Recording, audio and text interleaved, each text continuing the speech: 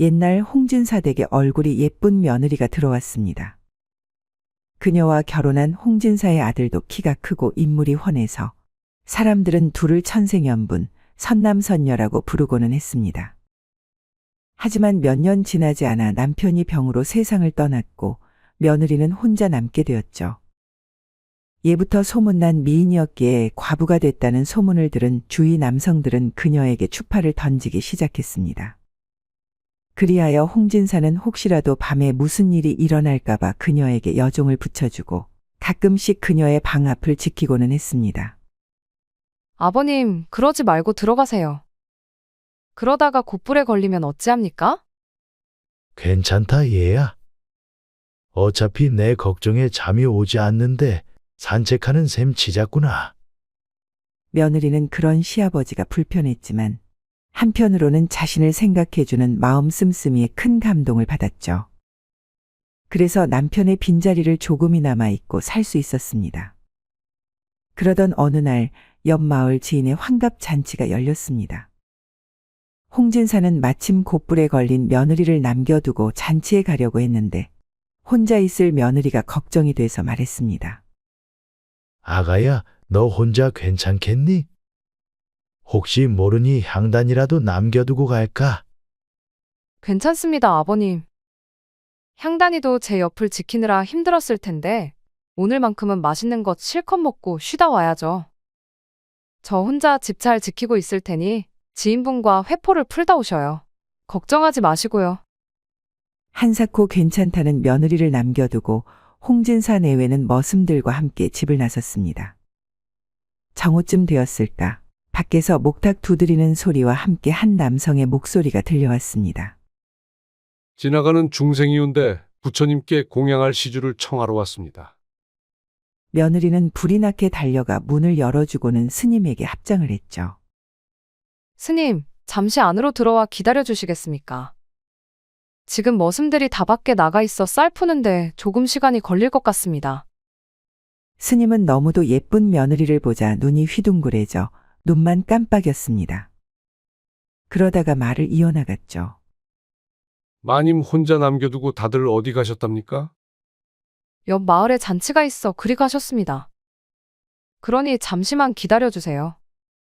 잠시 후 며느리는 부엌으로 가서 바가지에 가득 쌀을 담아왔습니다. 그것을 스님에게 건넨 뒤 합장을 하였죠. 그러자 스님 역시 합장을 하고는 말했습니다. 나미아미타불 관세음보살. 보살님께서 하신 보시는 저녁 공양에 올리겠습니다. 스님은 그리 말하고는 집을 나갔습니다. 그날 밤 낮에 시주를 받아간 스님이 며느리가 혼자 있는 홍진산의 집담을 넘었습니다. 사실 그는 예전 마을에서 여러 여인을 욕보인 뒤 산으로 도망쳐 스님 생활을 하던 무례한이었죠. 그리고 부처님께 공양을 드리며 자신의 죄를 씻으려고 했습니다. 하지만 제 버릇해 못 준다고 다시 미모의 여인을 보자마자 욕정이 동해 담을 넘은 것이었습니다. 앞마당에 도착한 그는 불이 켜져 있는 며느리의 방으로 향했습니다. 그리고 방에 불이 꺼지기까지 기다린 뒤 조용히 안으로 들어갔죠. 그리고 놀란 그녀를 욕보이고는 혹시나 들킬까 목숨까지 빼앗았습니다. 깊은 밤 순식간에 벌어진 일이었죠. 다음 날 환갑잔치를 마치고 온 홍진사는 혼자 집을 지키고 있던 며느리의 안부가 걱정이 됐습니다. 그리하여 집에 도착하자마자 제일 먼저 며느리의 방 앞으로 가서 말했습니다. 며느라, 혼자 있느라 심심했지? 홍진사의 부름에도 안에선 아무런 대답이 없었습니다. 순간 이상하다 느낀 홍진사는 다신 한번 며느리를 부르며 안으로 들어갔습니다. 방에는 피가 흥건했고 그 중심에 며느리가 칼에 찔려 누워있는 것이 보였습니다. 홍진사는 너무 놀라 며느리를 안고 맥을 짚어보았습니다. 그리고 숨을 거둔 것을 확인하고는 눈물을 흘리며 말했습니다. 어찌 이런 변고가. 아가야 미안하다. 홍진사는 피 묻은 칼을 들고 밖으로 나왔습니다. 어느새 모여든 사람들은 피 묻은 홍진사의 옷과 그가 들고 있는 칼을 보며 놀라서 말했습니다. 대감마님, 이게 어찌 된 것입니까? 그는 넋이 나가 사람들의 물음에도 답을 할 수 없었죠. 그저 멍하니 먼 산만 바라보며 눈물만 흘릴 뿐이었습니다. 곧이어 관아에서 포졸들이 달려왔습니다. 그러고는 홍진사를 연행해 갔습니다. 왜냐하면 홍진사의 옷에 피가 흥건했고 손에는 피 묻은 칼을 들고 있었기에 범인으로 오해하고 잡아간 것이었습니다. 어느새 소문이 퍼져 마을 사람들의 입에 홍진사가 범인이라는 말이 돌기 시작했습니다. 어쩐지 매일같이 며느리 방 앞을 지키고 서 있더라니. 그러게나 말이오. 흑심을 품고 있다가 맘대로 안 되니 없애버린 거지 뭐. 관아에 잡혀간 홍진사는 내가 죽이지 않았다고 자신도 모르게 칼에 손댄 것이라 말했지만 사또는 믿지 않았습니다. 오히려 그가 매일 밤 며느리의 방 앞을 서성거렸다는 증언들이 나오기 시작했기에 더욱 그러했는지도 모르죠.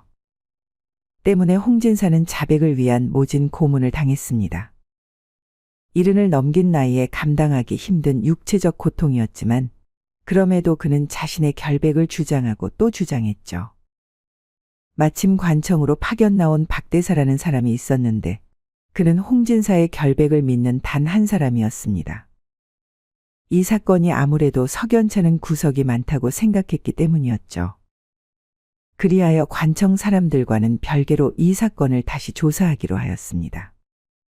그는 며칠 동안 주변 일대를 돌아다니면서 탐문하기 시작했습니다. 하지만 사건이 일어난 시각이 사람들이 곤히 잠든 밤이었기에 그날의 비극을 직접 본 사람을 찾는다는 것은 매우 힘든 일이었습니다. 지칠 대로 지친 박대사는 주막에서 국밥 한 그릇과 탁주를 시켜 피곤함을 달래고 있었습니다. 한데 바로 옆자리에 한 스님이 국밥과 술 한 동이를 먹는 모습을 보며 생각했죠. 파계승인가? 그의 사연이 궁금해진 박대사는 옆자리로 가서 인사를 건넨 뒤 조심스레 말했습니다. 스님이 국밥과 술이라니 대체 어쩐 일이십니까? 거나하게 취한 스님은 박대사를 보고는 한숨을 쉬며 말했습니다. 부처님을 모시며 속세의 죄를 씻고 욕심을 버리고 살자고 다짐했건만 이제는 그럴 수 없게 되어서 그럽니다. 내 큰 잘못을 저질러서 그럽니다. 말하고는 한 잔 들이킨 스님의 잔에 박대사는 술을 따르며 말했습니다. 사람은 누구나 실수를 하는 법이지요. 스님도 부처님을 모시는 중생이라지만 그 전에 한 인간 아닙니까? 그 실수가 너무 잦아서 탈입니다. 스님은 다시 한번 술잔을 들이키고는 말을 이어나갔습니다.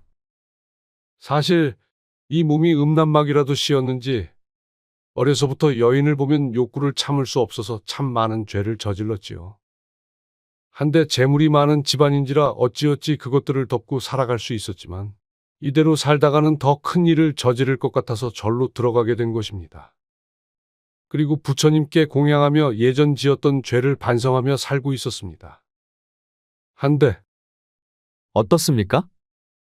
부처님을 모시고 공양하며 사시니 속세의 번뇌는 많이 없어지셨습니까? 순간 정막이 흐르고 스님이 조용히 말했습니다. 사실 마음속의 번뇌는 모두 없어졌다고 생각했는데 얼마 전에 또 큰일을 저지르고 말았습니다. 대감집에 시주를 갔다가 한 미인을 보았는데 욕정을 이기지 못하고 그만. 스님은 아차 싶었는지 뱉은 말을 주워 담으려는 듯 숨을 들이마셨습니다. 그리고 박대사의 눈치를 보며 긴 한숨을 쉬었죠. 박대사는 그의 말을 놓치지 않았습니다. 속으로 쾌재를 부르며 단숨에 일어나 스님의 손목을 잡고 말했죠. 쥐새끼 같은 놈, 모두 내 놈의 짓이었구나. 스님의 탈을 쓰고 사람들에게 친근하게 다가가 자신의 욕망을 채운 더러운 놈. 그제서야 스님은 술김에 잘못 말한 것이라고 발뺌했지만 소용없었습니다. 박대사가 범인에게서 직접적인 증언을 들은 것과 마찬가지였기 때문이었죠. 그리하여 며느리를 욕보이고 죽인 스님이 잡히고 난 뒤 홍진사는 풀려났습니다.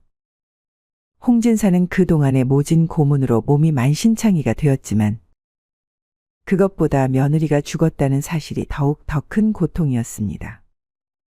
그리하여 풀려났음에도 기쁘지 아니했죠. 집으로 돌아온 홍진사는 사람을 불러 불쌍하게 죽은 며느리를 기리는 사당을 만들었습니다.